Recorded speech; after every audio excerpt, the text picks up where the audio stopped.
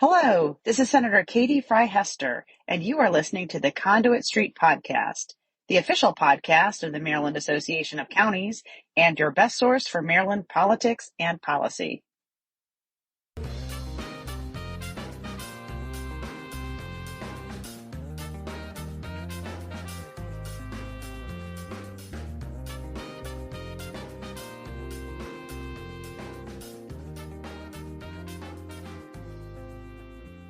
Hello and welcome to the Conduit Street Podcast. Kevin Canale here with Michael Sanderson. Michael, breaking news today on the podcast. We record on Wednesday, October 12th. By the time our listeners hear this, it'll be Friday. But the good news is we today adopted our 2023 legislative initiatives with our legislative initiative subcommittee and the MACo legislative committee. Michael, we're going to get into some of these in the weeks ahead, but we do want to do a quick walkthrough today just because we just adopted them, our top 4 priorities for the 2023 session. And now, Michael, this doesn't mean that this is all counties care about, obviously, going into session, but these are the top 4 that are going to be on that one page that we walk around with to talk to legislators. Yeah, this is like hot off the presses, right? This is the podcast equivalent of, breaking news that we had the MACo Legislative Committee met virtually today. This is the body that really is our principal decision-making body at the Maryland Association of Counties. We have elected officials from every jurisdiction participate in this group. They guide positions through the legislative session, sort of bill by bill, and tell us what position to take and what issues to raise and those sorts of things.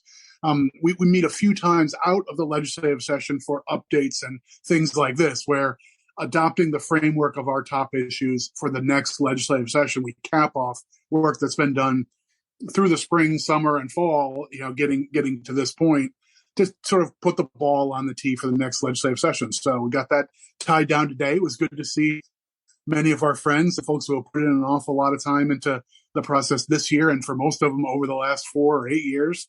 So good to see all of them remotely and to get through a lot of big issues worth talking about. Right. So for 2023, MACo is going to prioritize transparency, local decision-making, public safety, and schools.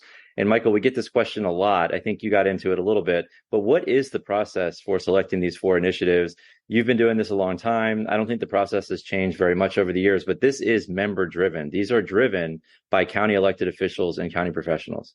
Yeah, I think it works well for an organization like ours that has really broad and diverse membership, that this should be bottom up, right? So, in the springtime, it's almost embarrassing how soon we start the annual process after the General Assembly, bangs the gavel. They drop the confetti on a Monday night at midnight, and it feels like it's only like 6 or 8 weeks after that we're sending something out to county governments, to all their governing bodies, to the elected officials, to our various professional affiliates and so forth. And we basically say, okay, let's lick our wounds. Let's look at the things that we almost got or the things that we were interested in.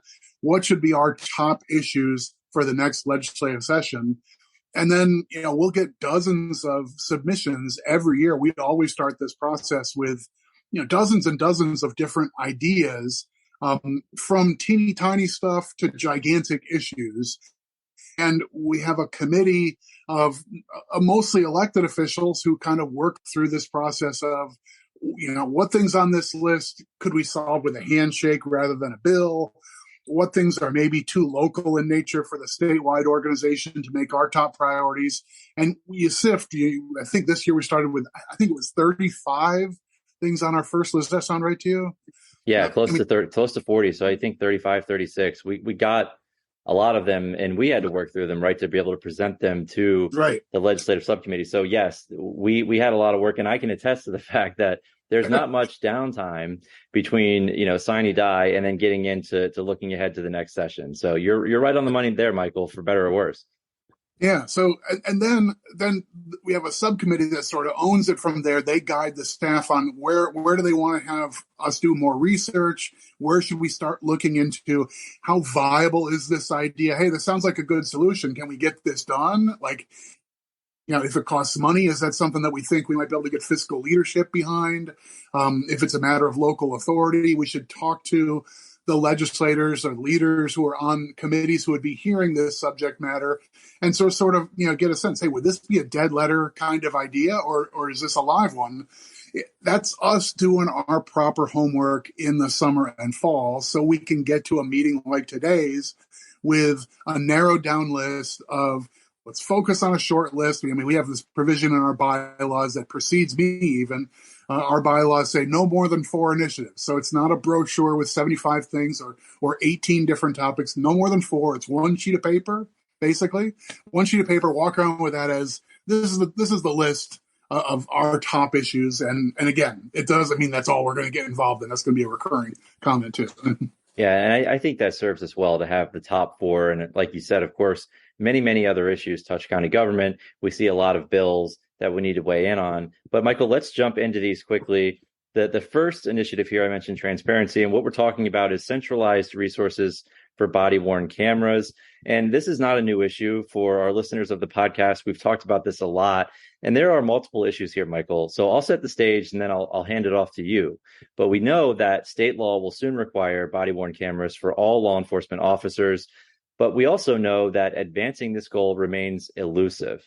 And Michael, there are, like I said, there are multiple issues. The first is, of course, the capital cost of acquiring the body cameras. You also have a lot of costs associated with storage and redaction. I mean, this is not like the old school, just use a black marker to knock out some of the pieces of paper that you need to redact. This is now an attorney watching every second of this video and having to decide whether or not something needs to be redacted. So that could be addresses or, kids in the street. You don't want to show their faces. So there's a lot of time there. And then the storage is very expensive. But then, Michael, we also have the issue of the public information law and how to handle digital footage. And quite frankly, the state has never closed the loop on this. I know there were work groups years ago that were supposed to say, hey, we're going to update the laws, we're going to figure this out. And I think we've still not been able to close that loop. We've seen multiple bills here, but we're going to take a big swing at this year and try to address those multiple issues moving forward. And I think that is something top of mind for every single county across the state. Yeah, I think that setup is just about right. In 2021, a lot of our listeners will remember that was a year where the state legislature really wanted to focus on a new vision for oversight of police and law enforcement officers. And among many things in that bill, which really didn't get a whole lot of attention at the time, mostly because those of us in local government didn't really raise Cain over it, was a provision saying by the beginning of 2025, so around 2 years from now, by the first of 225, we want to have every officer suited with a body camera, a body-worn camera for our law enforcement officers. And so, I mean, there's a good deal of evidence suggesting that putting cameras on officers and having smart policies for how they're used, when they need to be on, and so forth, just adds a great deal of accountability and removes the doubt in these circumstances when bad things happen. When someone says, well, the police officer was unfair to me, treated me poorly, or said this thing, or I didn't do that, or so forth. If you have a camera that can reveal, how things actually went down, that can reduce that uncertainty, I think a lot of folks in the law enforcement community welcome the advent of cameras, of saying, see, this is what happened. This guy did this thing, and that's how things turned out the way they did. Regardless, the move is on toward body-worn cameras, adding footage as something that you can use if you're in an investigation or looking back on officer conduct or incidents and so forth. So that's happening anyway, and Maryland's going to say it's got to happen for everybody, even if you haven't been able to afford the system and so forth yet. So we're in the window to get this implemented in the next couple of years. And I think the two issues that you just raised are really what lies ahead of. I mean, the first is, on the surface, we represent the counties. So we have a number of large jurisdictions who have county police departments, and most of them have already adopted body camera programs. I'm not sure if they reach every single officer like the law says they need to by date certain, but there's an awful lot of county police walking around with body cameras already. It's probably most of our smaller counties who have sheriffs and their deputies and primary law enforcement where this has yet to catch on and needs to in the next couple of years. But then there's all the municipal police department, towns, some of them who are relatively small towns. This law applies to them too. So I think we're brothers in arms with our friends at the Maryland Municipal League and with the chiefs and sheriffs who are basically saying it doesn't make sense to leave everybody to sort of invent their own wheel here. Right. I mean, for every single police department to go out and let a contract to buy the cameras, and then if you're going to have a vendor do storage of the data and so forth, and you're going to go do a contract for that and so forth, it seems like there's an opportunity for some consolidation, maybe some dollar savings on economies of scale. If the state took the lead, whether it's through the state police or like the police training commission or even a new entity, basically said, here are 2 or 3 different contracts that local governments could ride on. That's a common sort of thing. We have a general contract, but it's open to anyone else who wants to use it. Or we'll just buy a whole bunch of cameras. Then if you want, we'll buy the cameras for you. If you want to have the state issued camera, then we all know how that works. We can have training on using these particular cameras, be a centralized sort of thing. And then maybe even you have a single state agency or a vendor who serves as will store all this data securely on your behalf, or we'll even provide the staff to do that kind of redaction and management of the footage. All that sort of stuff. It feels like having one central player could benefit an awful lot of locals who might want to opt in and just ride along. Yeah, I think that makes a lot of sense. And we talk about those master contracts and the ability for counties or municipalities to opt in. That's common practice. I think it does make a lot of sense here. We want to avoid the widespread duplication of effort, right? And like you said, it doesn't make sense for 157 municipalities and 24 counties to try and come up with their own policies here. So I think there is an opportunity to at least offer that statewide solution. And Michael, I know, like in the past, when we've talked about this, we're trying to make sure that we get it right. And we're partnering with victims advocates here. We've done that consistently over the years when we talk about body cameras and the footage and how it's handled. So I think that's an important element to this too. And I'm sure we'll be working with a lot of those same advocates moving forward here. But the bottom line for this is I think MACo is looking to set the stage for a smooth rollout here of this critical technology. You mentioned the possible opt-in for a state and local partnership for equipment and services, and then, of course, figuring out those balance rules for footage. But a big component will be, checking back in with our partners here that we've worked with over the years, Michael, and partnering with them again to try and advance some meaningful legislation here. Yeah, I think the piece that can get technical and complicated is this idea of the Public Information Act. So I don't think we want to give a full treatment to all the details, but the high level version is we've got a lot of well-intended laws on the books that have been there for 50 years that are all written for pieces of paper that are sitting in a manila envelope. Right. And so the Public Information Act is all written sort of on the assumption that someone walks up to a desk and says, I'd like a copy of that report or that file or that sheet of paper. And so, you bring out the file, you run some copies. If it ends up being, 100 pages or whatever, you charge somebody by the page, or, hey, this is only 3 pieces of paper, it's free or whatever. Like the laws are all written about that kind of presumption. And if hours and hours of footage from each and every officer's camera for day after day after day in service, if all of those are sitting in a file, in a computer someplace, and that's all public documents, they're all public information and can be requested in the same way, the process of giving people that footage is just way more complicated than here's a photocopy or here it is, but we've magic markered out the person's name and social security number. You get the rest. Like we've seen that sort of thing too. Doing a proper redaction of video footage means, the officer was talking to a confidential informant, or we don't want to give that away, so we keep that segment out. Here's a segment where we're talking to witnesses or the victims of the crime and so forth. And like, that's the kind of information you don't want that to get into the hands of the public. We don't want some jerk with a website saying, look at this, I've got some lurid photographs and video of these poor people who are victims of crime. The last thing we want to do is have a public information law that gives that person a new business, right? So let's find some way to say, if we're in the middle of court and where we're fighting over like the worst case scenario, right? A court case about police conduct, all this stuff is discoverable in the court case anyway. This is just about someone walks in the door and says, I want to see the stuff.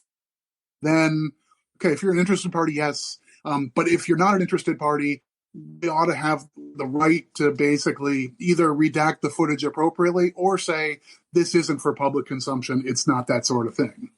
Right. Absolutely. And it is a big issue. It's a big issue for across public safety when you get into even stuff like Next Gen 911. This is an issue. So as we go into the digital age, we have to continue to address these concerns, and hopefully we can get something on the books that does that equitably and across the board. So Michael, going into our second initiative, this is adult use cannabis. We're talking here about revenue sharing and local opt-out authority. Michael, I don't think we're breaking any news to say that it's very, very likely that Maryland voters will approve question 4, which is the cannabis legalization amendment on the November ballot. And what that would do would be legalizing cannabis for adults 21 years of age or older beginning in July 2023. And it also directs the General Assembly to pass laws for the use, distribution, regulation, and taxation of marijuana. So, Michael, this is, I think, being forward-looking a little bit for MACo and understanding this is going to be a major component of the 2023 session. So there are a lot of issues here. And as I sort of mentioned before, counties are mostly concerned with 2 major pieces, Michael. That is the taxation component and then the local decision-making component, which is, hey, if we don't want to have growers or sellers in our county, we should be able to opt out. Now, of course, you wouldn't be subject to the second piece of that, which is the taxation. But I'll let you get into this a little bit more, Michael, and what we've seen in the past iterations of this bill and what we're looking to do in the 2023 session.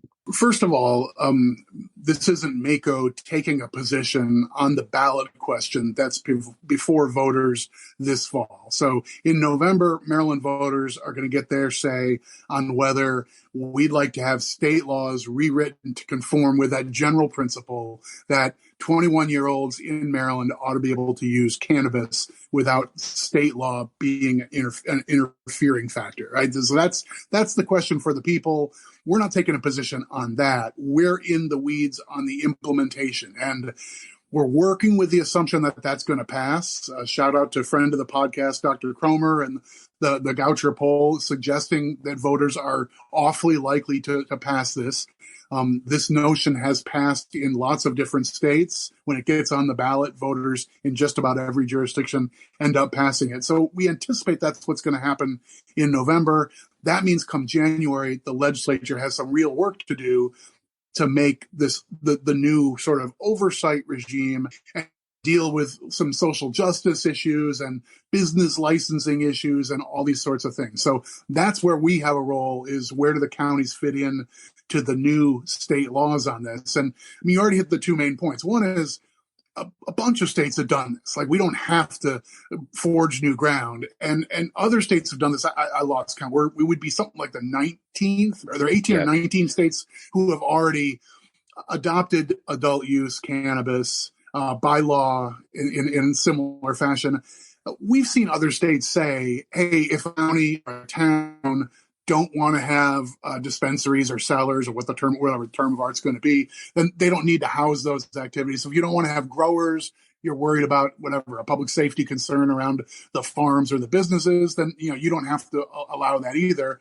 We've seen other states say there's a local opt-out, and I think we'd want the same thing here that has happened, and basically seems to be working fine in other states. So you look at the map in Colorado, and a lot of Colorado you can't grow and you can't buy. It's a bunch of other places where you can, and America thinks of Colorado one of those vanguard states that went out and legalized cannabis, even though lots of places opted out. It seems fine there. It will probably work fine here. And I think the idea of some individual counties saying we don't want the sales happening here, I think it's possible. I don't think it would be most of the state, but it'd be a handful of places probably. Right. And like you said, yeah. I mean, most of the states that have done this have adopted that model. I know New York, very similarly, they gave, their local governments a time period to where they had to decide whether or not they wanted to opt in or out. So that's again, we've seen this in previous iterations of bills that have come through the General Assembly. It's had that clause. So I don't think you're off base at all to say this is pretty standard practice in the way that we've seen this implemented in other states and proposed in Maryland. So what's the second piece here, the taxation piece, Michael? I know you love to talk about that. I love tax policy in general. I don't think this one is super complicated. As this product goes from being, right now it's authorized in Maryland as a medicinal product, and we don't tax medicines here. So you don't pay sales tax on a prescription drug. You don't pay sales tax on a variety of other things that are related to healthcare and so forth. So similarly, if this goes to becoming effectively a recreational product rather than a medicinal product, it would presumably be subject to a tax. Now, it could be just as simple as the state will apply its usual sales tax. I think the smarter bet is that this will look similar to the way we have regulation and taxation of things like alcohol, right? It seems the obvious comparison, where the state has a separately stated alcoholic beverages tax. In the event we're going to have a separate revenue stream to government from this newly legalized product, I think there's a reasonable argument that a good deal of the local implementation burden, whether that's planning and zoning or public safety or infrastructure or whatever, is going to be borne by local governments. And so we ought to be part of that tax regime, whatever it looks like. And I think MACo will sharpen our pencils and we'll be at the table, maybe expressing a preference of one flavor or another. But for the moment, it's just local governments ought to have a reasonable component of the new revenue regime. That's what we have in mind, whether it's a local option tax like has been in Maryland bills that have been floated before, or whether it looks a little bit different or is modeled after a different state. I don't think we know yet, but we ought to be at that table. Yeah, I totally agree. And again, lots of other states that have done this, there is that local component. So it does make a lot of sense. And I disagree with you. It's very complicated and you can get into the weeds, no pun intended, on the tax policy here. And generally the policies surrounding cannabis and how to implement it. There's a safety issue here as well. So obviously a lot to work out, but I think MACo will focus on those two tenets of this legislation and try to make sure that we're looking after counties and so that this can be implemented across the board in a very good and successful way. If the voters, again, decide to do that. And like you mentioned before, MACo is not advocating one way or the other here. We're just assuming that Maryland voters will overwhelmingly approve question 4 in November. 70-30? Oh, yeah. Something like that? Probably something like that. I might even go above 70, but I think at least 70. You take the over on that? I think so. Yeah, I think the over is like 69.5, and I'm going to go over.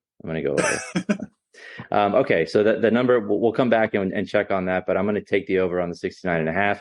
The third initiative here, Michael, another vexing issue that is, it's one that cannot be solved by pulling any one lever, and that is, look, we are losing volunteer firefighters, excuse me. We're having a hard time recruiting them and retaining them, and that's a big problem, Michael, because we know that Maryland communities have always valued and relied upon their volunteer fire and rescue companies as either primary or complementary players in emergency services. Unfortunately, we know that the combined fiscal and staffing pressures have many of these organizations on the brink of failure. Michael, we did take a good step forward. In the last session, we had an initiative to sort of address a funding component where, Medicaid wasn't picking up the tab if a patient wasn't transported to a hospital, right? Okay. So if you go out and you administer something on site, the ambulance, even in a rural area where it's a long way to go, some of these volunteer companies weren't being reimbursed for that ride and doing really good things, going out into the communities and administering care. Now they're able to get reimbursed for that. But there still is this central problem, Michael, that we can't recruit and retain. And I don't know if this is a generational thing or what, but we need to take a step forward here. And what's the plan? Well, I think you're right that this is a broad issue, right? This is not unique to Maryland. That all parts of the United States are facing this, and right, we're probably up against demographic and social issues, but bottom line is it's really hard to provide services in the way that we have enjoyed for decades, and an awful lot of Maryland believe and really hold dear that a volunteer fire company is sort of a foundation of your community. It's one of the things you build around, that you clap for them at the parade. You want to go to their fundraiser. You want to support the volunteer company, and you're proud when a member of your family is part of the company and dedicates that person's time to defending and saving and benefiting your neighbors. So I think this is worth an investment. It's worth trying to unravel. Now, what's it going to take to do? I don't think we know. So it's not like MACo showing up saying, here's the answer. Here's our bulletproof bullseye answer for what it's going to take. Rather, I think we know we have a lot of stakeholders here, and this is one that is worth digging into and sort of kicking the tires on. Do we have other states that are ahead of us? Are others doing differently or more wisely, or have more central resources than we do for a variety of things? There's some things you can do on behalf of the volunteer firefighters themselves, whether it's tax breaks or things like scholarship and assistance for the training requirements. Like it's a lot more training today to become a certified firefighter, definitely to become an EMT than was the case 20, 30 years ago. So there's a barrier to entry. If we can help bring that down with costs or waivers or scholarships, or things like that, I think that's worth looking into. The idea that maybe we need to rethink what comes into and comes out of the statewide emergency services fund. Maybe that needs a look. Maybe we need to look at things like closing cost incentives for volunteer firefighters who want to buy their first home. This is going to require some thinking outside the box a little bit to try and come up with some incentives to make this proposition look attractive to a new wave of Marylanders. What that sets up for is our bill is going to be, let's get on board and work together on this. So we need people who are in and have been in volunteer companies. We need folks who are involved in emergency services and their training requirements and the professionalism that underlies all this kind of service. I think we probably need a variety of stakeholders at the table to sort of sort this stuff through and put together a plan for how we can get from here to there. It's a tough road ahead, but I think this is worth tackling. We got a lot of folks who care an awful lot about this, including some folks within our association's leadership. So I think we're doing right by our members and by our local communities. Take this issue seriously. Let's get this on the track so we can come together with a big multi-stakeholder solution. No doubt about it. And I mean, you went through a lot of the challenges, but there may be a culture change here too. I mean, traditionally, the firehouse, the volunteer firehouse, I mean, was the central and focal point of the community, right? Everything was going on there. Families, generations, it was sort of a rite of passage to you would go and volunteer, and people hung around there. It was just really the place to be. And these days, that's just not the case as much as it used to be. And I think maybe it's more of a case of, look, we're seeing a reduction in civil service across the board. You can just look at election judges, right? We're having a lot of trouble recruiting and retaining election judges. So with the advent of new technology, people just have more things to do. There are more distractions, and younger people don't seem interested in doing these types of things. So trying to reach younger people to, incentivize them in some way, like you said, cutting some of the red tape, finding ways to make this work, I think behooves all of us. So definitely we have experience here in tackling a big problem, a big issue. And I think you can look at the Next Gen 911 Commission, and this was a few years ago, very similar path. MACo said, look, this is a huge issue. We need to bring everybody to the table. We need to get consensus.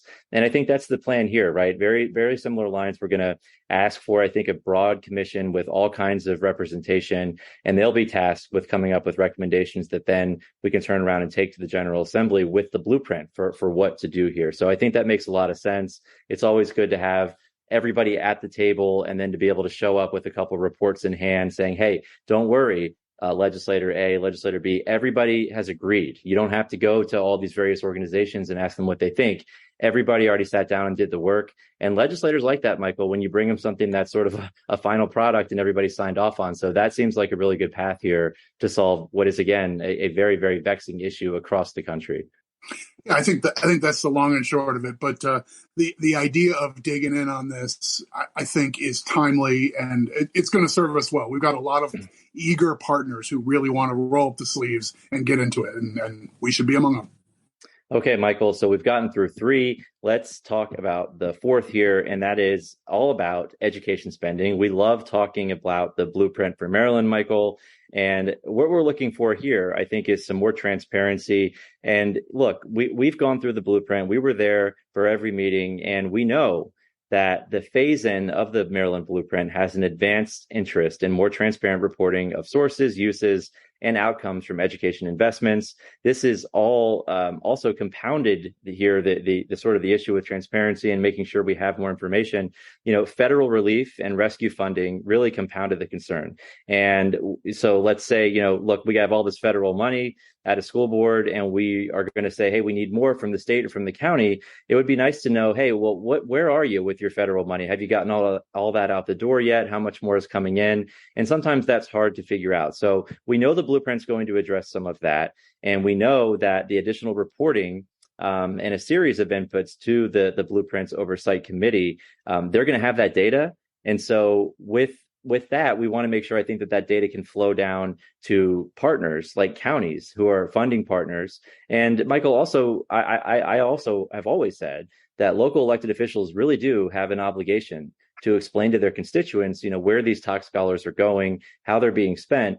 And sometimes, and I don't know if it's anyone's fault, it's just we don't have that level of reporting, and we don't have sort of that transparency that it would be nice to be able to convey to constituents. So, Michael, that's, I think, a decent setup. I know you're more into the weeds on this than me. This is sort of something that you and Brianna have been working on a lot. So talk a little bit about more of what we're looking to do here and how it ties in with the blueprint and the new committee that's going to be responsible for oversight.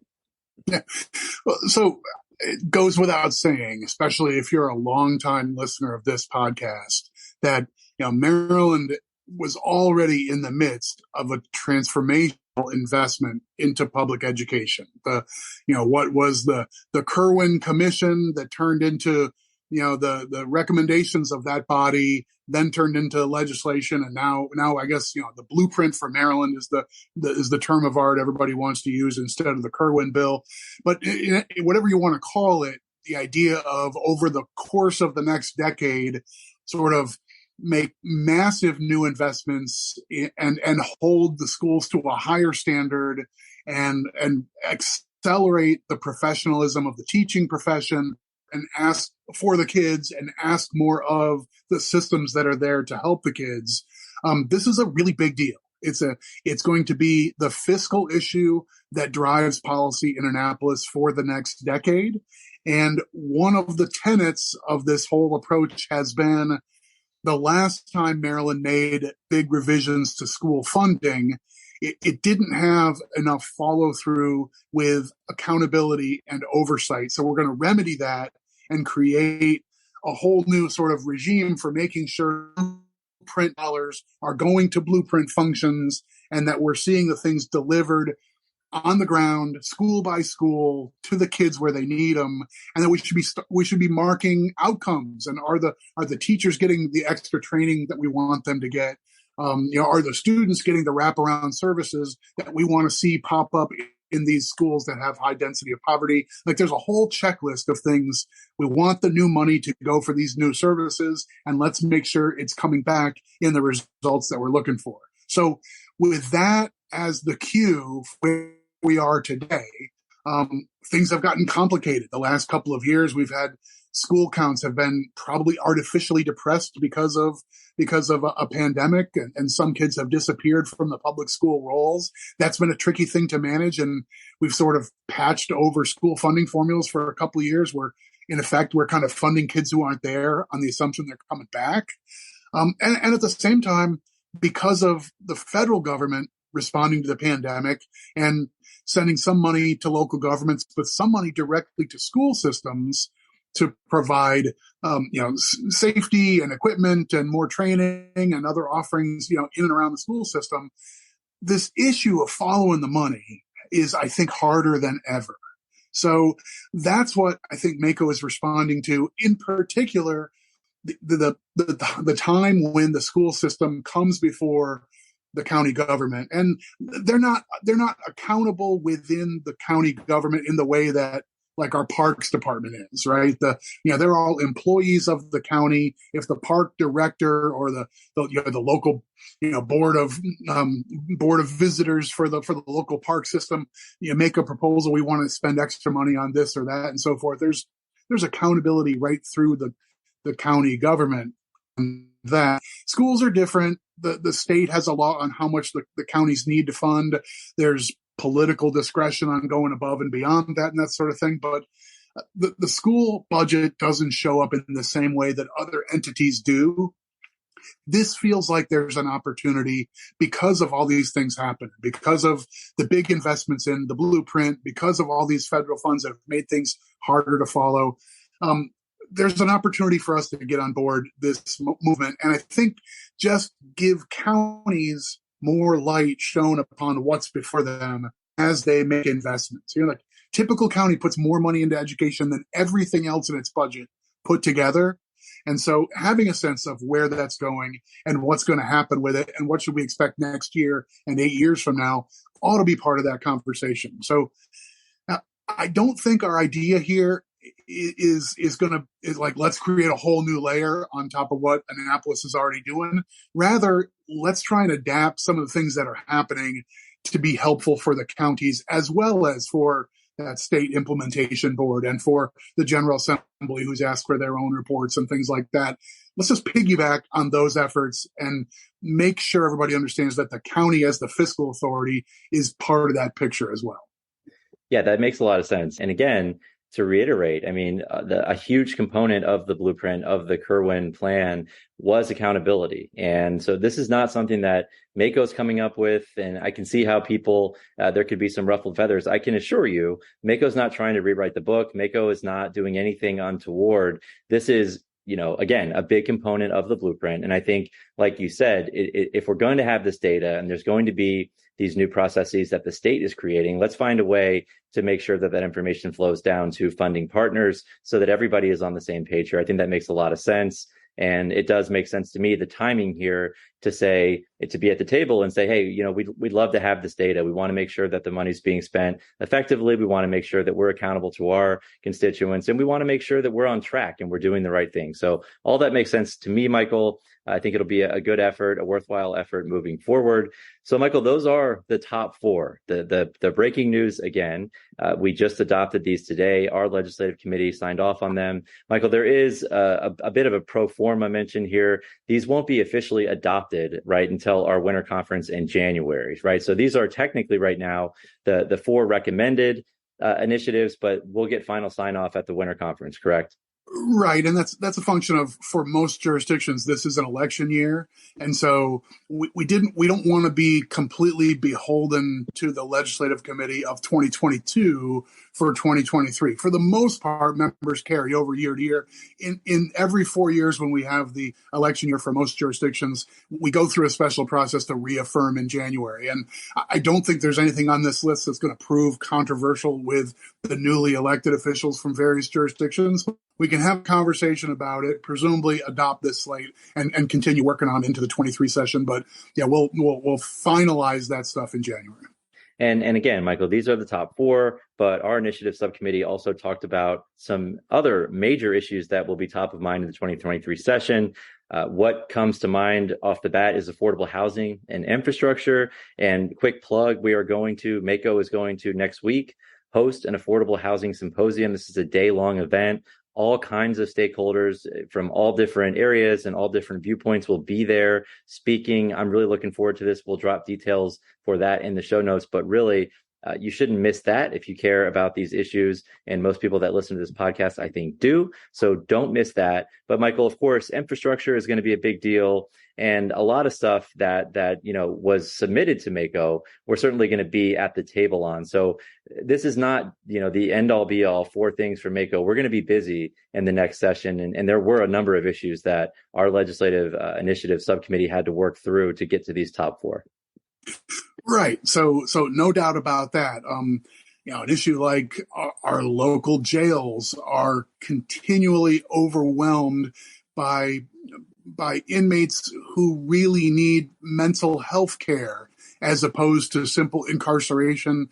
We don't have the capacity to really serve and house them appropriately. So are we going to continue on behalf of our local jails so they can deliver service properly and people can get the services they need? You bet we will, right? We're going to be at the table on that kind of issue, even though it's not here.